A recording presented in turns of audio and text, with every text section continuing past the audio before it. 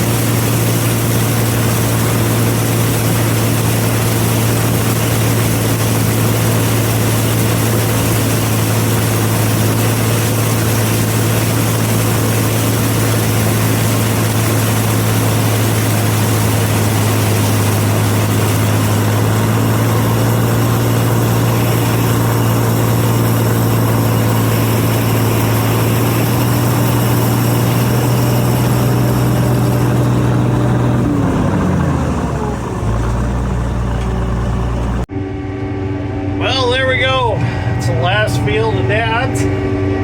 We're all done here. So now we can move on to my 120 acres. And then after that, we're done. Well, other than picking Josh's wet ground in the muck. But 120 more acres and then we're done.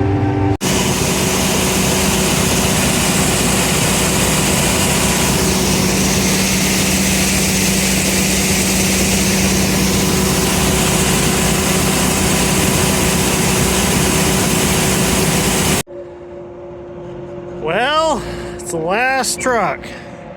It's all we're gonna put in this bin. So we're gonna get this auger taken down, get this bin capped, and then we're gonna get moved to one of my farms and start picking there this evening. Gotta get that hopper picked up. A little winch pulls it up beside the auger. Dad's gonna work on that. And then he'll raise the auger up, pull the tractor up, and I can put the lid on.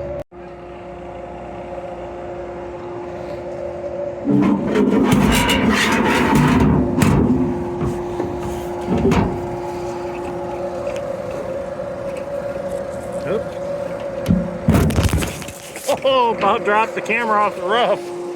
Whoops. Alright, now I can get down. I'll shut that little man door on my way down. Doesn't bother me to get down. I don't really like heights all that much. Kind of cool having them all in a line. We're missing some of them though. Be cool to have them all of them out here. Well, we got moved. We're working on breaking this field in. Going right along the woods right now. Corn doesn't look the greatest here along the woods. Never does anyways, because the animals and stuff come out of the woods and eat it, and it gets shaded and all that. The roots from the trees take away from it. Now, we did plow this farm 2 years ago. It was all CRP ground. We turned it under, did it with the 50-20 and the 720. 720 for a while, and then we switched the plow over to the 2940. I even plowed out here a little bit with the 4955. Because this is where the 50-20, this is the farm that the main bearings spun on the other side of the tree line over there.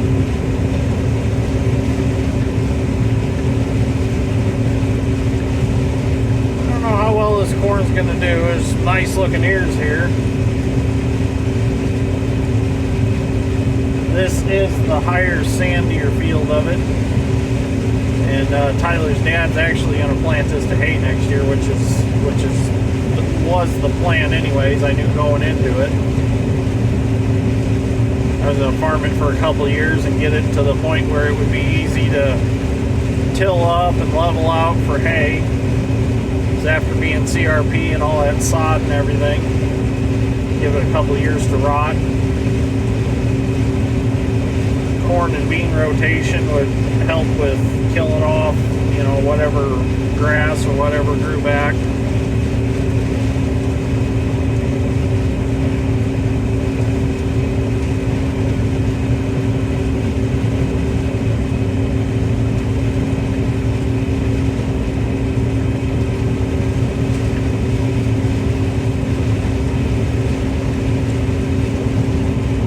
Yeah, it's pretty thin here along the woods. I did have Dad cut the population back when he planted this. Just trying to give each plant a little more of a chance. So there wasn't a bunch of plants fighting for nutrients. Pour ground like that, you do cut the population back. Alright, Dad's coming back this way. Alright, we're going to run back to the shop. We got to take George back because he's got to go to his little boy's Christmas program at school. And Dad and I are going to come back and pick corn the rest of the evening. I got to get fuel too. Well, this corn don't look too bad. It's just short, but it's got ears on it. So it must have made its stalk short and put its energy into its ear. It's a little thin in spots. Probably just due to being too dry when it came up.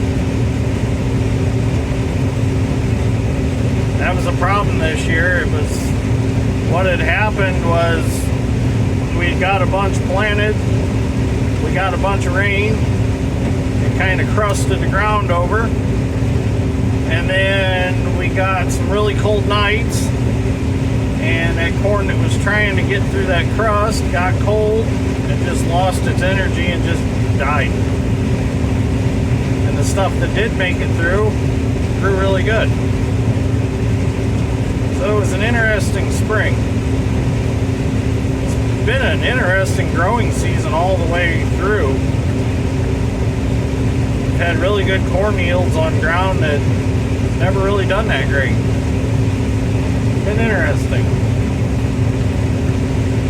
If you talk to Bex, they claim that it was the cool nights later in the growing season that really made the yield, because there's always been, the old timers have always said that corn grows really good on humid, hot nights.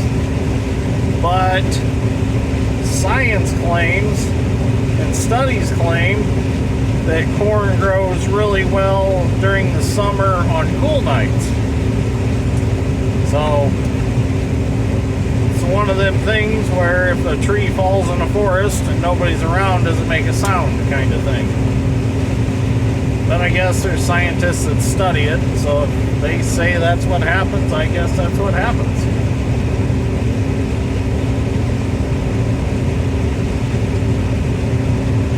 I say that the wildfire smoke from Canada is what made the yield. I'm still convinced that smoke made the corn crop that we have. Because of the extra carbon monoxide in the air, and who knows, maybe some sulfur. It's hard to tell. And what I think really helped majorly was the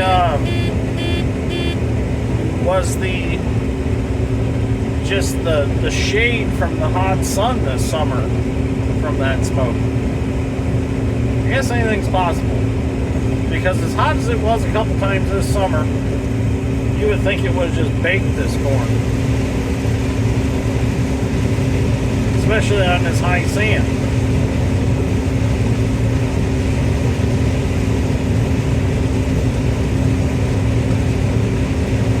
I think also what really helped, like I said before, was the lower population. Spread the stalks out. They didn't have to compete so much. Each stalk put a bigger ear on.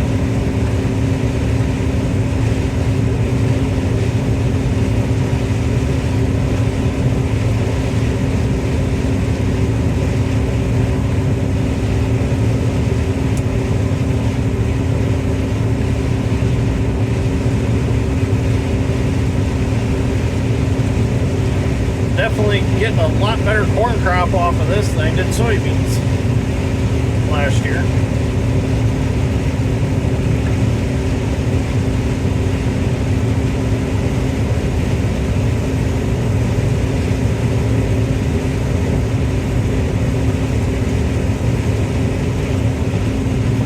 So we got one more round over along the other tree line in this field, and then we'll move to the bigger field on this farm.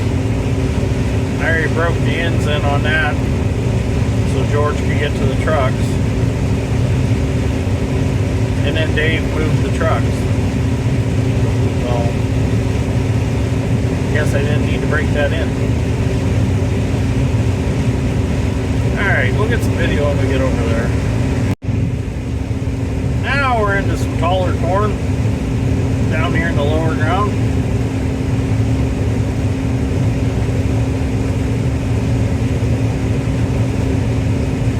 The low ground looks really good. In fact, the muck on this farm is pretty soft. I had to back out. I got a little nervous. I had almost a full hopper too, so That didn't help very much. Oh, tight curve. So what I'm going to do is pick that when I'm empty. See if I can get across it. If I have to, I'll run home and get the M3 and use it. That's what it's for. Much easier to get an M3 Gleaner out of the muck than it is to get a 9650. Or even a 2388 out.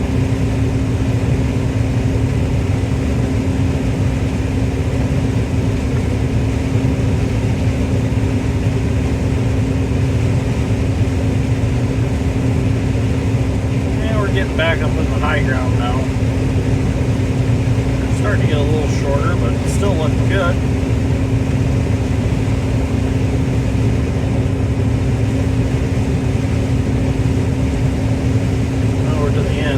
Overlap here. Alright, I gotta pick these ends off and we'll get back at it. Got some good looking corn down here in the low ground, I will say that. So I'm not gonna be able to take much more video tonight because I'm gonna have to go home and clean my camera phone out. Oh, we got a bare spot there. Well, I got too much video stored in it. A lot of drone shots and things like that, so I got to get those out so I have more video space. So basically all we're going to do yet tonight is finish filling one semi and the grain cart, and then that's going to be it. We got to go work at the fertilizer shed for a little bit in the morning. We got to finish putting some stone in an area so that the plumbing, heating and cooling guys can get their outside central air unit set so they can plumb that up. That'll make sure that the office area has air conditioning, and they also have to put a furnace in the office area for heat. It's actually pretty cool in there. Went and looked at it the other day and was back there today, and it's a really cool setup. I really like it. It turned out amazing. It's just been an amazing project to be part of, I guess, because we started from just bare ground, and now to see what's there now is just, it's kind of mind-blowing, really. Definitely a cool structure when you're inside.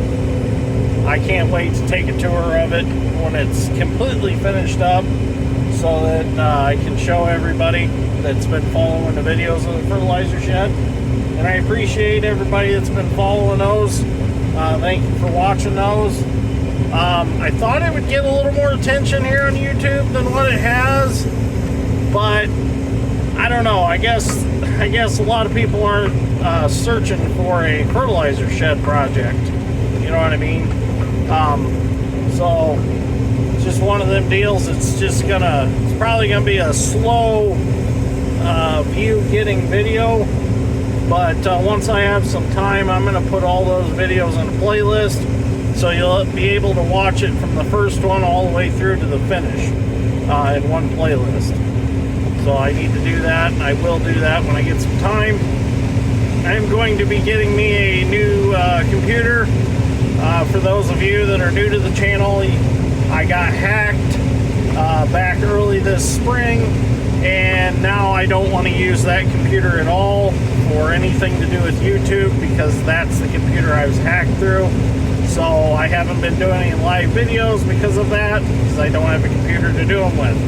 So what I'm going to do is I'm going to get a whole new system, and then I will be back to making live videos and all that good stuff. Especially when I got some time this winter, I want to do a bunch more lives. We've done a few lives on the channel, but I'd like to get into more of that. Maybe do a certain night of the week hangout where everybody can ask questions, you know, things that they've gathered over the years of watching the channel, or just in the recent videos. because let's face it, you guys have a lot of good questions, but I can't keep up with them in the comments. I try my best, but you know, I get home at night and I'm tired. I'd rather do something like a live video where everybody collects their questions and I answer them live. And I think that's a better way to interact with the viewers, because then we can have some emotion in it. I can, you know, maybe sometimes I answer and it might come across a different way just because of the way I worded it. You know, texting, that's what it amounts to, you know. You don't get the emotion, but, you know, like if I do a live video and I answer it on a live, you know, we can talk about it, we can laugh together about it, you know, things like that. So that's why I think the lives are very important. Have Q&A lives or whatever, the question and answer, you know. So I do plan on doing one here after harvest. So I'm pretty excited about that one because I know a lot of you have a lot of good questions. It'd be easier just to answer them in the lives. So, alright, I think I'm going to end this video for this evening. We'll start out tomorrow after I get the phone cleaned out, and we'll go from there. But that is, if you have been waiting on the fertilizer project final video of it completed, the building's not completed yet. So it will be, and I'm sure it'll probably be completed by the time this video airs, because Kelly from Greystone Engineering wants to get out of here. He wants to head back to Minnesota. So we got to get everything done so he can sign off of it and he can be out of here. He's been a great guy to work with. Really enjoyed working with him. All the guys from Greystone Construction are just great guys. So if you ever need a massive building built, Greystone Construction does a real good job. They got a good group of guys, and they specialize in these big fertilizer sheds like this. So anyways, we'll start over tomorrow and see where we get. Maybe we'll just start a new video tomorrow. Yeah, let's just do that. Let's start a fresh video. So anyways, thank you for watching. I greatly appreciate it. I'll see you all in the next one.